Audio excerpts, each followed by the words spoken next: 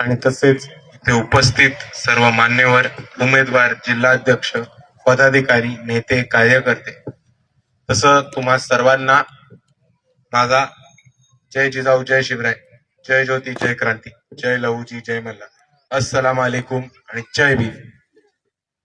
आपण इथे राहुरी मतदारसंघाच्या निवडणुकीसाठी जाऊ आणि आपल्याला एक गोष्ट सांगायची आहे मला, की ही जरी निवडणूक तिरंगी निवडणूक लढत असली दिसत असली तरी ही निवडणूक थेट भाजप आणि वंचित बहुजन आघाडी या दोन पक्षांमध्ये.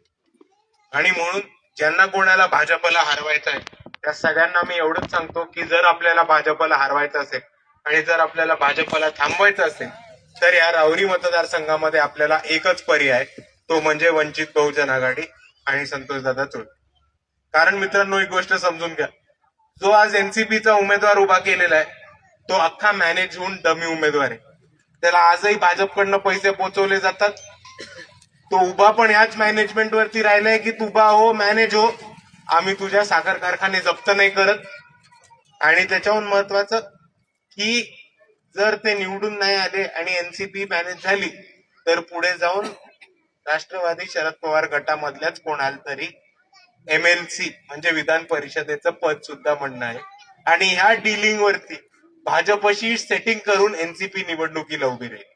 आणि जर आपल्याला हे सेटिंगचं राजकारण थांबवायचं असेल तर आपल्याला एकच पर्याय, तो म्हणजे गॅस सिलेंडर आणि वंचित बहुजन आघाडी.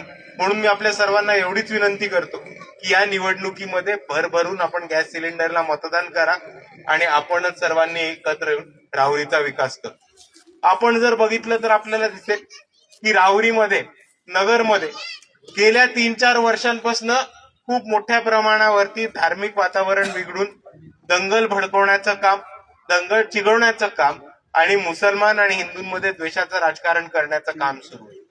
याच राहुरीमध्ये सर्वात पहिले एक भाजपचा 2 फुटाचा नेता आहे नितीश राणे म्हणून. त्यांनी पहिले येऊन एक भडकाऊ लव्ह जिहादच्या विरुद्ध स्टेटमेंट केलं होतं. आणि ज्या चौकामध्ये त्यांनी गरळ ओकली होती त्याच चौकामध्ये वंचित बहुजन आघाडीनी सभा घेऊन निलेश राणेंना त्यांची जागा दाखवून देण्याचं काम केलं होतं. निलेश राणेला त्याची जागा दाखवली, त्याचा भोपू गप्प केला, तर या नगरमधनं अजून एक आयटम पैदा झाला, संग्राम जगताप नावाचा.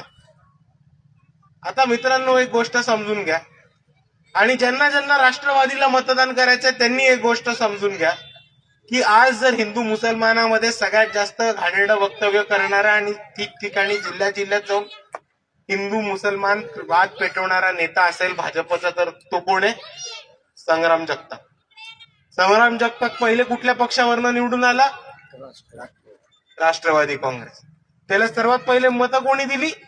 तर ती मुसलमानांनी दिली आणि मुसलमानांनी निवडून आणून त्याला सगळ्यात पहिले विधानसभेवरती पाठवलं. मग ह्या पठ्ठ्याची पक्ष फुटला, अजितदादा ह्या बाजूला गेले, शरद पवार साहेब पण थोड्या वेळाने जाणारच आहेत भाजपमध्ये, 2-3 महिन्यातच फरक राहिलाय. पण राष्ट्रवादी भाजप बरोबर केलं. संग्राम दादांना सांगितलं तुमचं मार्केट कमी होतंय, मार्केट वाढवायला पाहिजे. यांनी मार्केट कसं वाढवलं? ते म्हटले मी मार्केट वाढवायला मुसलमानांना शिव्या देतो, मुसलमानांना शिव्या दिल्या की ते टीव्ही वरती दाखवले जातात. म्हणून संग्राम दादा जिल्ह्यामध्ये मुसलमानांना शिव्या घालत फिरले.